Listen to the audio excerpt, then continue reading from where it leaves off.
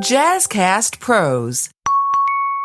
Happy people, happy plants. That's a fact. That's a scientific fact. So we have our youth growing our food, happy to do so, learning, getting their hands in the soil, building their immune system.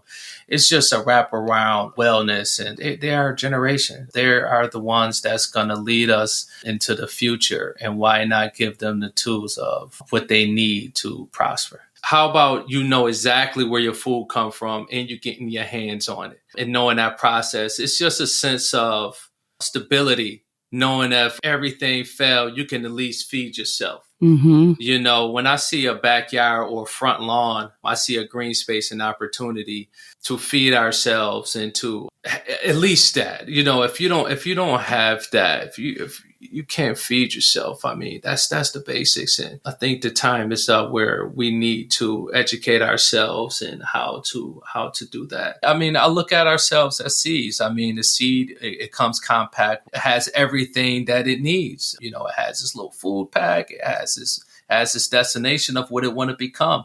First, it's a seed, but it depends on the environment that it's in for it to become that apple tree.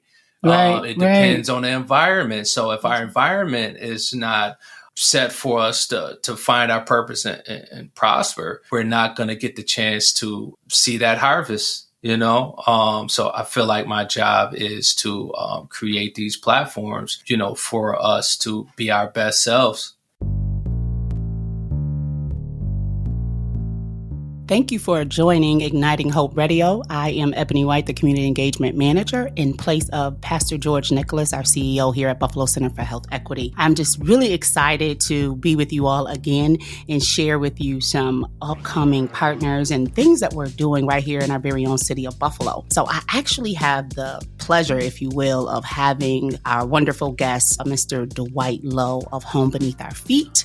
He is going to share with us a little bit about himself, and he'll give us so much more about what's happening with his organization. Thank you. Oh, thank you. Thank you for having me. And it's a pleasure to be here. Why don't you tell our listeners a little bit about yourself? Well, I like the garden. I love the garden. That's my happy space. Vegetarian. I'm a vegetarian. Did y'all hear that? This brother said he a vegetarian. We doing this thing here. Yeah. We're doing this thing out here. I like to be outside. I like to be in the weather. I like to be in nature. That's awesome. So, you know, I shared with the listeners that you are the executive director and the founder of Home Beneath Our Feet. What was the inspiration? The lack of programming in the inner city. I fell victim to that when I was in the youth.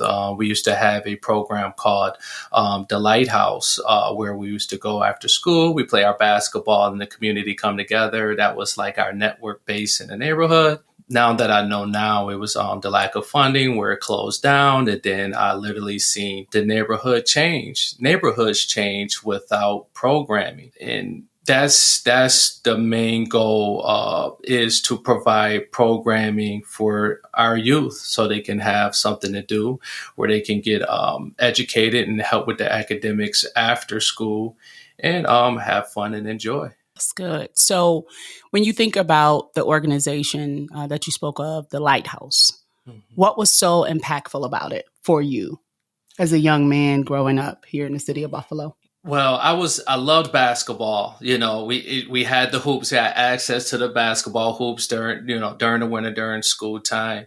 And it was open to everyone. It was open to the neighborhood. So we had our elders stopping in and playing basketball with us. We had the youth coming in. It was just so free. But at the same time, downstairs, they helped us out with our homework. If we needed help with our homework, with our grades and things like that. It was just the freedom and having access to a gym, and it was a space where it's almost like grandma's house, where everyone came there. If you wanted to see your friends after school, or I'm gonna meet you at the Lighthouse. We're gonna see everybody there. It was a space where it brought everyone together, and I still have that feeling. I still remember it. I could still feel the joy of that after school program. And it wasn't, I'm not going to say it wasn't much, But it was just having access, and in a space for us to come together and just play basketball and dodgeball, and very simple. It's just having that accessible place to be. Right. So I heard you talk about that. It kind of gave you the feeling of that euphoria of being at grandma's house, right? So that safety, that maturity of that place. And it just really giving you the opportunity to be free and have a large space to play without worries, right? Without worries.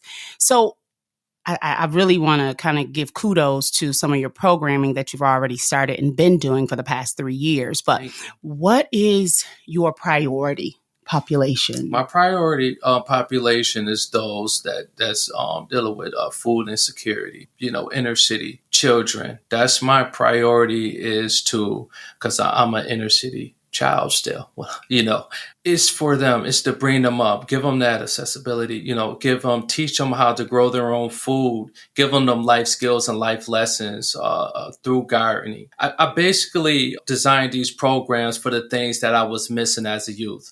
As I reflect back, I was, we always just say, if I had this, I would be so much better, if I had that, right? But we have to become the people that we wish we had. That's where I am with when we come to designing these programs and tailoring them to our youth, to our children, and even creating workshops for the adults, because it's all about bringing everyone together and having that bridge.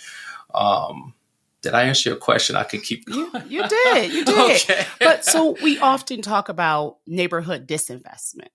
And so your work around gardens and in the urban setting has been a huge investment to just really teaching our young people and adults. Because honestly, some of the stuff you were teaching, I had no idea about. Right. How many gardens have you really participated in cultivating and creating in our region, and just kind of given the cycle of what you've been able to do? 7 gardens. I have my hands on 7 gardens. We're rebuilding them, doing some rebuilds on the garden beds, growing the food, getting the word out to the community like, hey, this is what fresh goods look like, and getting them moving. There's a few gardens that I set up and got going. The community still utilizes them and probably don't even know that I had my hands on them and got them all started. But it's all good. It's all about them having access to fresh goods and seeing where the food come from. I like to ask some of my youth, okay, what did you have this morning, or, what did you have for lunch? And then say, do you know where the food come from?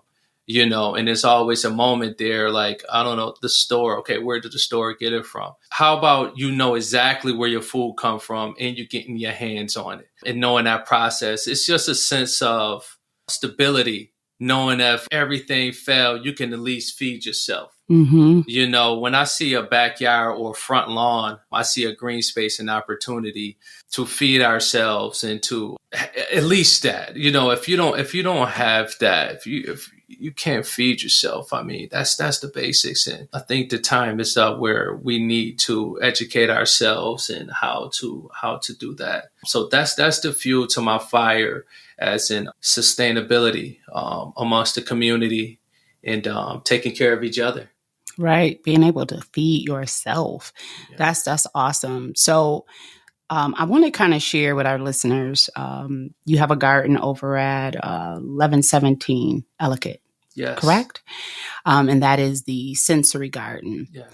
So you worked with a summer camp of young babies who from start to finish participated in growing fresh fruits and vegetables. Yeah. It's like, so I got the chance to kind of peek at them and see some of their work.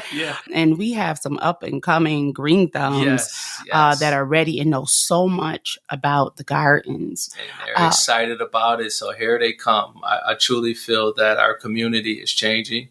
All I see is I see greatness through these children, looking through the eyes of the children and giving them the tools that they need to take care of themselves. We can't wait for someone to take care of us. We had to take care of ourselves, So when we talk about the sensory garden, so the sensory garden is an all-inclusive wheelchair accessible sensory garden. It was birthed from, unfortunately, May 14th when that, the massacre happened. I sat down and said, okay, what can we do to respond to that space, to that situation where it could be a forever thing, hopefully, where people could come and relax and they can enjoy themselves and why not have some mint leaves, some rosemary, or, things like that. But the kids, let's get back to the kids. Sorry, I jump around a lot. This is the way my brain works. It's exciting to you. It's exciting. It's just how, so our kids is age 7 to 11. Our youth programming where they grew in the back of Health Sciences Charter School. They grew collard greens. They grew tomatoes, green peppers, banana peppers. And across the street, our sensory garden, they growing, mint, lavender, green peppers, banana peppers, cabbage. And through that learning and programming, they learned how to sell their produce, because we have students as well. Like, well, I don't care about growing. I don't. I'm like, well, you can make money off this as well. This is a business. You can sell that. This one seed can produce, bushels of food. And then now we have entrepreneurs, so as we speak into our youth, they're gonna reflect who they are and their needs of, in their character of who they are, and how do we bring everyone in? Because I truly feel like that garden is a centerpiece to bring everyone together, whether that's finances, where you want to grow food to sell, or you like to eat, or you want fresh goods, and you all about nutrition. That's awesome. Yeah. That's good stuff. So we had the opportunity, the center, to work with your babies, doing some presentations, but it was critical. It was so cool because we purchased from your farmers market. Yes. And the children were like really excited, but we were able to take what we purchased that the babies grew, that they were responsible for, and kind of pivot that and support another organization around literacy that was to support children. So, when we told them where the food came from, they were like, the kids? Yeah, the kids. Yes, the kids. Yes. The kids grew this food, these blueberries and, things that you're eating with your parfait. And that was exciting to them. And I'm always excited to really pair and couple a lot of organizations that may not cross paths, but showing how you really are relying on one another. So when we were looking, their goal was, I'm looking for healthy food. Yeah. I'm looking for a healthy snack. And the funny thing with that is that our kiddos is excited. They're happy. They can't wait to grab the water hose and spray the plants. And so even our food that we're eating is being grown with positive energy. Our kids is happy. Happy people, happy plants. That's a fact. That's a scientific fact. So we have our youth growing our food, happy to do so, learning, getting their hands in the soil, building their immune system. It's just a wraparound wellness, and they are a generation. They are the ones that's going to lead us into the future, and why not give them the tools of what they need to prosper? Listen, I was so excited to see them. They knew so much about the bugs. Oh, yeah. Right? The bugs in the garden, the things that were safe to be in the garden, what's not safe to be in the garden. They come out there with their worksheets. So, they come out there. They were expecting, they were inspecting everything. Right. In the garden. I was like, listen, that's good. That's good stuff there. That's a Japanese being, we got to get that off ASAP, guys. Let's get it. Right. That's exciting because there's so many other things they could be learning. Yeah. Right? Yeah. That are not beneficial to them. Right. But your program allows them to explore the world in which they live in. Yes. And I remember kind of hearing you talk about eating food that is alive. Yes. And that's the basics. We want to eat things that's alive to stay alive. We want to eat live food. It's nothing like picking a grape fresh off the vine, why those nutrients is pumping. It's still alive once you you eat it. You're going to feel the difference. You eat dead food. How do we expect to get something out of it?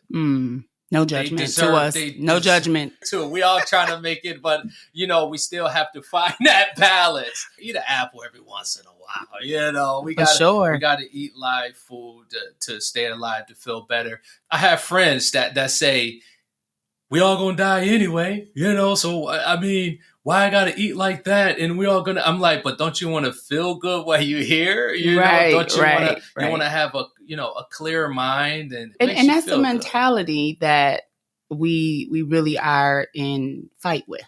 Yeah. We're going to die anyway. Yeah. Most of our work, unfortunately, we get to look at data that really states, because we live in particular zip codes, we live in a particular area, and we are Black and brown, our loss of life is 10 to 12 years in our counterparts. But then they don't even look at the quality of our lives, right? So that's critical of trying to change the minds and the mindset. And it's the food. I mean, and we can, there's so many different ways we can look at that, but food is one of them. It's our center. It's what goes in our stomach. I mean, some food has, chemicals in it that could bring depression on, that can make you feel down because of what you ate. You are what you eat.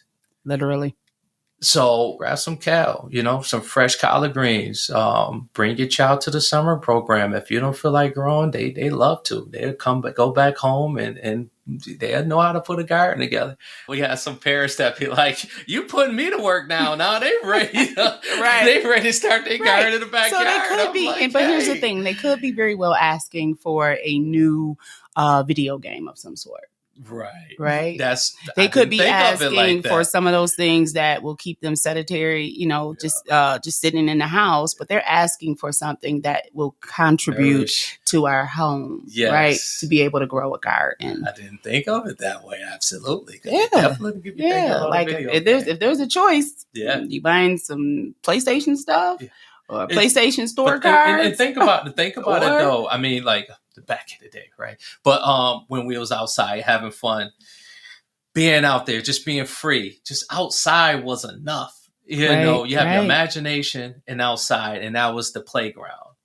The people was the value. That was where the fun was. The video game, now everything is getting, electronically. No, against, we have STEM. We have STEM programming. Supporting. We definitely have our STEM program where they build their robots. We even ran workshops where they built cell phones from scratch. Wow. Yeah, they built cell phones from scratch. We talking from soldering the buttons on all the way to programming, coding them, and calling each other. At what age? So your 7 to 11-year-olds? This group was, the oldest was 11 years old to 18. That's good. 11 to 18. Yeah, built the cell phones from scratch, coded them, and made calls. So I'm not against tech at all. But again, balance is everything. Balance is everything. For sure. So how could someone, they may not have a child or children, be a part of Home Beneath Our Feet? How can they volunteer, and what does that look like? Like, what does that orientation look like? And what would you be looking for?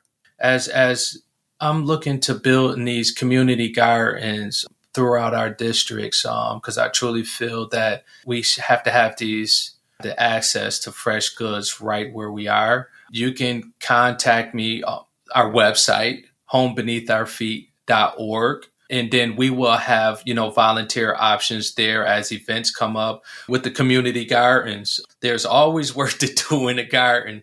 That's what's great about it. I just love the company. So whether it's volunteering, you come, you need to help me out with some, you want to help out with transferring some soil and some beds. You want to help pull some things out, and you're going to learn as we go. And my intention is that when you leave, you can do this on your own. So you're not just volunteering. You're not helping me. You're helping us. We're there to help each other. That's awesome. So you're like getting them started and get them motivated and inspired to do it on their own. Yeah. But with the community gardens based upon some of them, so the one that we spoke about at 1117, who takes care of that garden? The neighbors takes care of that. So we have a neighbor who comes, he makes sure the garden is watered. We have another neighbor that comes and he cuts the lawn once a week. We have another neighbor that comes and she harvests some of the food and she don't take all of it. I'm getting really specific, but I have the neighbors that's really functioning in this garden. She harvests it, and then she'll leave it there for those just to pick up some of the food and take it home. And, now we're at the point where the sensory garden has evolved itself, which was the plan. Is now we have to put a community board up. So if everyone's not there, they could communicate amongst themselves like, hey, I left this here. Like I got a call before and it's like, hey, the shed was open, man. I'm not sure. And I'm like, oh, okay. He's like, no, I closed it. I took care of it. But these is neighbors, it becomes right. So they feel accountable. They for it. Right. It's something that's a sense of pride to them and they want to ensure that it stays. Yeah. Yes. So that's crucial. That's crucial. And everything is a learning experience too, as well, where I'm super excited about it because it's just all about seeing how the evolution of us and coming together and sustaining something and what does that takes, right? So the neighbor needed his tree cut. It was growing over on his side of the lawn. So, he cut it down, he put it down, but another neighbor's like, hey, we got to get this tree out of here. And I was like, he said, no, we could cut it ourselves and we could get it. They really want to sustain this garden. It's a beautiful thing. My whole plan is when I put these things down, like we had another community garden, it's the same experience that they take care of themselves, where I would just, what plants do you need? And I'll come and drop them. They already know what to do. They already correlating themselves. So that's just the plan, to have something in every district where the community come together. They can have lunch there. They can, have those conversation pieces and eat fresh goods. You feel good. You look good. That's a positive situation. Yeah, we get good outcomes. Outcomes. So I've seen a garden used as a study place too. Yes. Like, just seeing folks just drive by and you just see someone just kind of sitting with their laptop. There. Yeah. So, that totally debunks the thought about us just being if it's not a fixture, we don't know how to respond to the beauty in our community. That totally debunks that. Oh yeah, absolutely. Of us just being like loiterers. It's a little campus out there now. Right, it is. They're closing the umbrellas before they leave. Taking care of it. I had to put garbage cans. I mean, I didn't think of that, the garbage cans and the recycling bins. A neighbor asked for that. It was like, when I put the stuff, I want to put in my pocket and take it home with me. Because now we put recycling bin out there in the trash can. Now it's like, okay, all right, how are we going to take, it's a learning experience. And I'm going to tell you, I don't think of everything. I think of what I can. I have a capacity. And then that's when the people come in and they have these ideas. And I'm like, okay, so the neighbor next door is like, okay, when it's time to take out the garbage, don't worry about it. I'll take it. I'll throw it in my can. That's awesome. We're growing. So before we wrap up, we got some final thoughts. What continues to be your daily motivation that you get up in the morning, you're like, yep, I'm going to go play in another garden? To see change, not change, to see growth. That kid feeling that I had in that lighthouse, feeling free. I want the entire community to feel like that. I don't want everybody to play a big high and go seat or something.